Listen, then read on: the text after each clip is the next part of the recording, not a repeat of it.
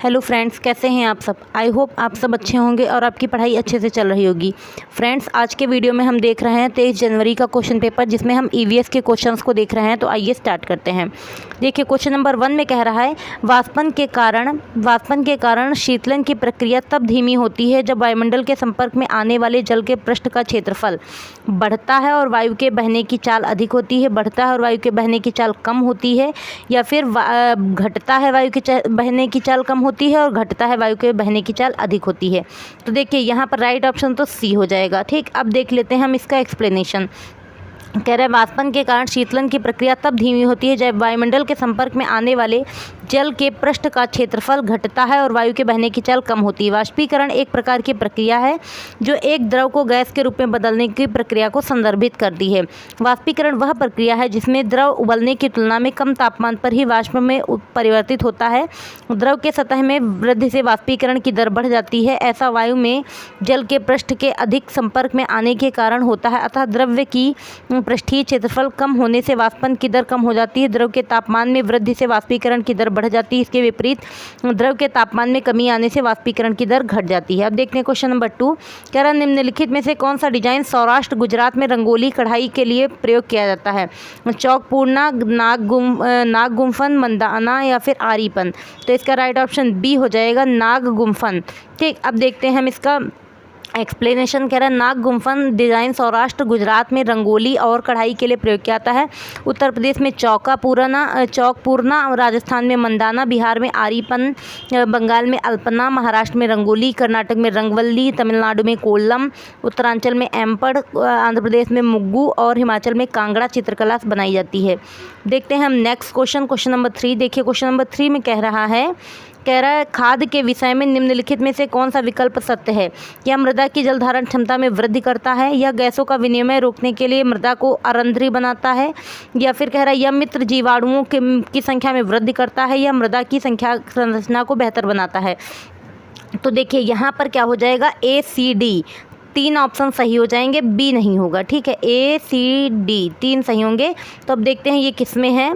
तो देखिए, ये ऑप्शन दिया रखा है सी में, तो इस तरीके से सी सही हो जाएगा। अब एक्सप्लेनेशन देखिए, कह रहा खाद के विषय में निम्नलिखित बिंदु महत्वपूर्ण बिंदु है। यह मृदा की जल धारण क्षमता में वृद्धि करता है, यह मित्र जीवाणुओं की संख्या में वृद्धि करता है, मृदा की संरचना को बेहतर बनाता है, केंचुओं के प्रयोग से खाद का निर्माण वर्मी कंपोस्टिंग कृमि खाद कहलाता है, यह जैविक खाद है। वर्मी कंपोस्टिंग में लगभग 2 से 3 महीने लगते हैं। देखते हैं क्वेश्चन नंबर 4। कह रहा निम्नलिखित में से भारत के संघ शासित प्रदेशों का युगल चुनिए। कह रहा जम्मू और कश्मीर और अंडमान निकोबार द्वीप समूह, नागालैंड और लक्षद्वीप, दिल्ली, मिजोरम, चंडीगढ़, झारखंड। तो इसका राइट ऑप्शन तो ए हो जाएगा। अब देखते हैं वर्तमान भारत में भारतीय राज्यों की संख्या कितनी है, 28 है, तथा केंद्र शासित प्रदेश 8 हैं।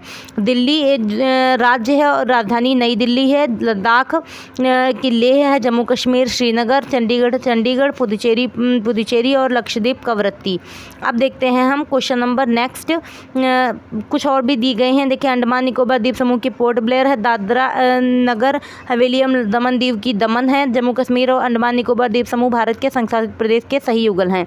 अब देखिए क्वेश्चन नंबर 5। इसमें कह रहा है कक्षा 5 की एक पाठ्यपुस्तक पर गोलकुंडा किले का मानचित्र छपा है। इस मानचित्र के निचले दाहिने भाग पर एक पैमाना दिया गया जो इस प्रकार है, 1 सेंटीमीटर बराबर 110 मीटर। अब यदि कोई छात्र इस मानचित्र पर फतेह दरवाजा और इब्राहिम बुर्ज के बीच की दूरी 12.9 सेंटीमीटर मापता है तो इन दोनों स्थानों के बीच की वास्तविक दूरी बतानी है। तो देखिए, यहाँ पर आप क्या कर लीजिए, इन दोनों के बीच की दूरी बच्चे ने कितनी नापी, 12.9 को 110 से मल्टीप्लाई कर दीजिए, क्योंकि 1 सेंटीमीटर बराबर 110 मीटर की गिवन है।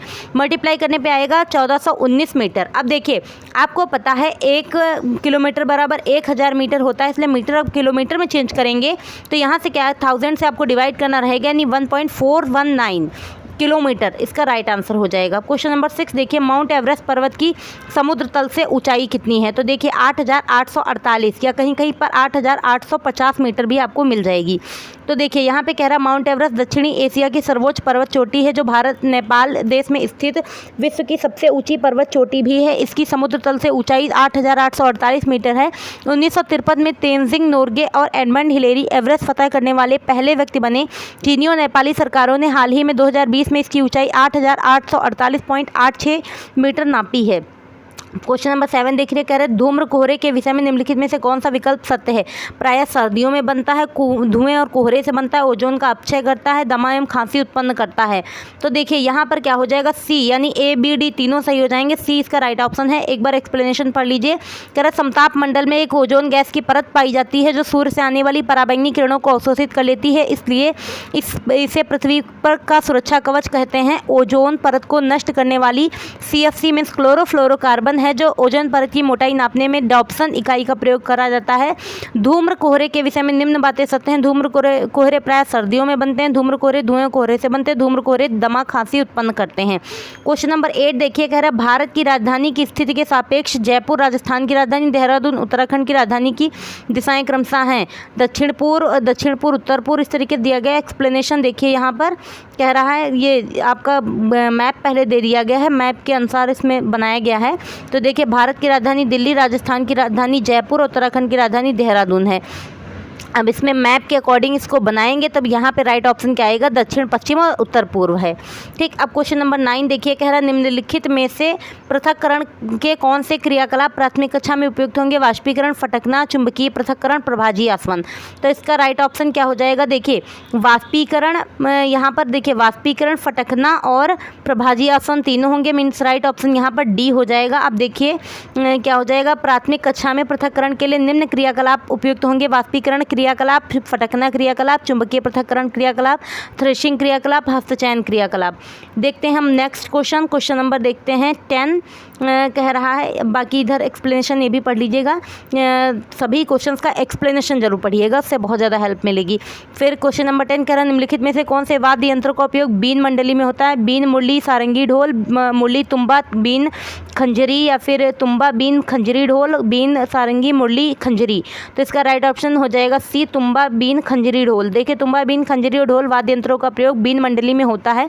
वाद्य यंत्र का निर्माण या प्रयोग संगीत की ध्वनि निकालने के लिए प्रयोजन के लिए होता है। सिद्धांतिक रूप में कोई भी वस्तु जो ध्वनि पैदा करती है वाद्य यंत्र कहलाती है। अब देखते हैं क्वेश्चन नंबर 11 कह रहा वन किसी राष्ट्र की प्राकृतिक संपदा के सूचक होते हैं। वन के संदर्भ में निम्नलिखित में से कौन सा कथन सही है। तो देखते हैं हम इसका एक्सप्लेनेशन। कह रहा वन किसी भी राष्ट्र की प्राकृतिक संपदा के सूचक होते हैं। वन जल चक्र को बनाए चालू रखने में भूमिका निभाते हैं। जिस वस्तु का उपयोग हम अपने लाभ के लिए कर सकते हैं उसे संपदा कहते हैं। जो संपदा प्राकृतिक रूप से उपलब्ध हो सके उसे प्राकृतिक संपदा कहते हैं। उदाहरण जल, मिट्टी, वायु, वन, पशु आदि इस प्रकार प्राकृतिक संपदा का उदाहरण है। क्वेश्चन नंबर 12 देखिए, इसमें कह रहा है निम्नलिखित में से सही कथन चुनिए।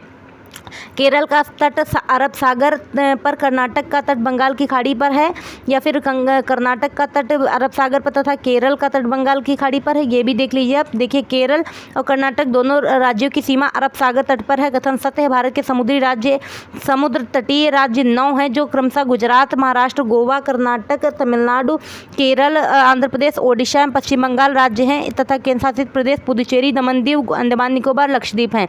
अरब सागर से लगे भारतीय राज्य गुजरात, महाराष्ट्र, गोवा, कर्नाटक और केरल हैं। बंगाल की खाड़ी से लगे राज्य पश्चिम बंगाल, ओडिशा, आंध्र प्रदेश और तमिलनाडु हैं। क्वेश्चन नंबर 13 देखिए, कह रहा ऊंचा, शुष्क, सूखा, चपटा क्षेत्र जिसे ठंडा रेगिस्तान कहते हैं हमारे देश का वह भाग है जिसका नाम है शिमला हिमाचल, शिलोंग मेघालय, श्रीनगर जम्मू या फिर लेह लद्दाख। तो यहाँ पर राइट ऑप्शन हो जाएगा इसका लेह लद्दाख, मीन्स यही ठंडा रेगिस्तान है। देखिए ऊंचा, शुष्क और चपटा क्षेत्र जहाँ ठंडा रेगिस्तान कहते हैं हमारे देश भारत का ही भाग है, इसका नाम लेह लद्दाख है। लद्दाख भारत में सबसे बड़ा केंद्र शासित प्रदेश है। लद्दाख सबसे कम आबादी वाला केंद्र शासित प्रदेश है। लेह लद्दाख का कुल क्षेत्रफल 95,876 किलोमीटर स्क्वायर है। सियाचिन सबसे लंबा हिमालयी ग्लेशियर है जो हिमालय में पूर्वी काराकोरम रेंज में स्थित है। यह केंद्र शासित प्रदेश लद्दाख का हिस्सा है। इसे विश्व का सबसे ऊंचा युद्ध क्षेत्र माना जाता है। क्वेश्चन नंबर देखिए 14 कह रहा वह तिथि जिस दिन बछेंद्री पाल ने माउंट एवरेस्ट की चोटी पर कदम रखा भारतीय ध्वज तिरंगा फहराया था। तो देखिए 23 मई 1984 को फहराया था। तो यही राइट ऑप्शन ए हो जाएगा। देखिए बछेंद्री पाल ने माउंट एवरेस्ट की चोटी 23 मई 1984 को पहली बार कदम रखा था। उसी दिन भारतीय राष्ट्रीय ध्वज तिरंगा गाड़ा था। बछेंद्री पाल एक भारतीय पर्वतारोही हैं जिनका जन्म 24 मई 1954 को भारतीय राज्य उत्तराखंड में उत्तरकाशी जिले के नकुरी गांव में भोटिया परिवार में हुआ था। उन्हें 2019 में भारत सरकार द्वारा तीसरे सर्वोच्च नागरिक सम्मान पुरस्कार पद्म भूषण से सम्मानित किया गया। माउंट एवरेस्ट दुनिया की सबसे ऊंची, देखिए दुनिया की, यहाँ पे क्या हो जाएगा, दुनिया की सबसे ऊंची पर्वत चोटी है जो नेपाल भारत में स्थित है, जो नेपाल देश में स्थित है। इसकी ऊंचाई 8,848.86 मीटर है। 29 मई 1953 को एडमंड हिलेरी और तेनजिंग नोर्गे माउंट एवरेस्ट पर चढ़ने वाले पहले व्यक्ति थे। क्वेश्चन नंबर 15 देखिए, कह रहा है सभी सरकारी अस्पतालों में सांप के काटने की दवाई मिलती है, किससे बनाई जाती है? सांप की झड़ी, छोड़ी हुई चर्म त्वचा से, सांप का विष या फिर जहर, चिंचिड़े के पौधे का फूल, चिंचिड़े के पौधे का बीज। देखिए सांप के जहर से सांप की दवाई, काटने की दवाई बनती है। तो सभी सरकारी अस्पतालों में सांप के द्वारा काटने की दवाई मिलती है, सांप के जहर से बनाई जाती है। सांप के बारे में निम्नलिखित प्रमुख तथ्य, हमारे देश में केवल 4 प्रकार के जहरीले सांप पाए जाते हैं। कोबरा सांप जहरीली किस्म है। सर्पदंश की दवा सांप के जहर से ही बनाई जाती है। एक सांप के 2 खोखले नुकीले दांत होते हैं, जब यह काटता है तो जहर फैग के माध्यम से व्यक्ति के शरीर में प्रवेश करता है। तो फ्रेंड्स, इस तरीके से आज के वीडियो में हमने 15 क्वेश्चंस को कंप्लीट कर लिया है। नेक्स्ट 15 क्वेश्चंस को लेकर आएंगे हम अपने अगले वीडियो में। तब तक के लिए पढ़ते रहिए अच्छे से। अगर आपको हमारी वीडियोस अच्छी लग रही, आपके लिए हेल्पफुल हैं, तो प्लीज़ चैनल पर नए हैं तो चैनल को सब्सक्राइब कर लीजिएगा, लाइक शेयर एंड कमेंट कीजिएगा। Thank you.